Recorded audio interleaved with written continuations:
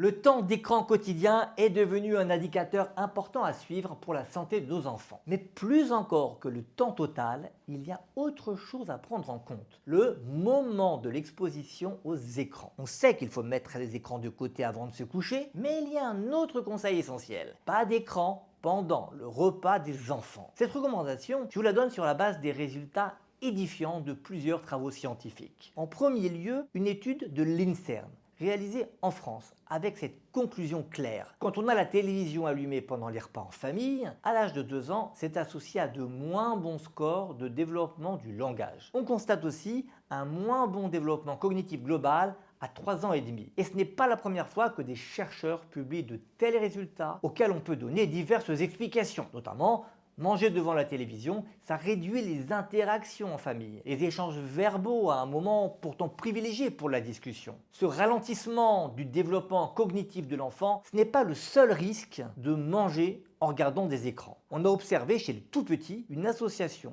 entre la télévision allumée pendant qu'on mange et la consommation plus importante de boissons sucrées. Les enfants vont davantage boire sucré s'ils regardent la télévision en mangeant. Or, on connaît les conséquences délétères de cet excès de boissons sucrées. Ça favorise la prise de poids, notamment chez les enfants qui ont tendance à être de grands consommateurs. Chez les adolescents, ce n'est pas mieux. On observe que le fait de regarder la télévision pendant les repas c'est associé à une consommation réduite de certains aliments, notamment des légumes ou encore des aliments riches en calcium. Également, une augmentation de la consommation des sodas comme chez les enfants. À long terme, manger devant un écran, ça peut empêcher l'enfant à écouter les signaux de leur corps et donc à comprendre ce que signifie avoir faim et avoir atteint la satiété. Et ça, c'est l'un des problèmes majeurs que rencontrent les personnes en situation d'obésité. De plus reconnaître ni distinguer la faim de la satiété et le rassasiement, on constate que ça favorise la prise de poids. Il n'y a donc pas de doute. Il faut choisir, regarder un écran ou manger. Alors pour parvenir à des repas sans écran chez vos enfants, je vous donne 3 conseils pratiques. Premièrement, mangez vraiment ensemble. Discutez avec l'enfant,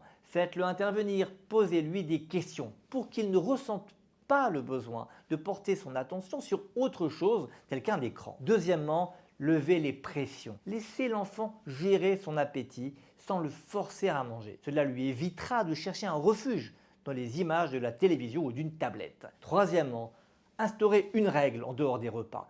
On ne regarde pas sa tablette avec des aliments à proximité. Alors oui, il est bien plus facile de faire manger ses enfants devant des écrans. Mais corriger progressivement cette habitude, c'est extrêmement bénéfique. Aussi bien pour développer nos relations avec les enfants que pour leur santé future.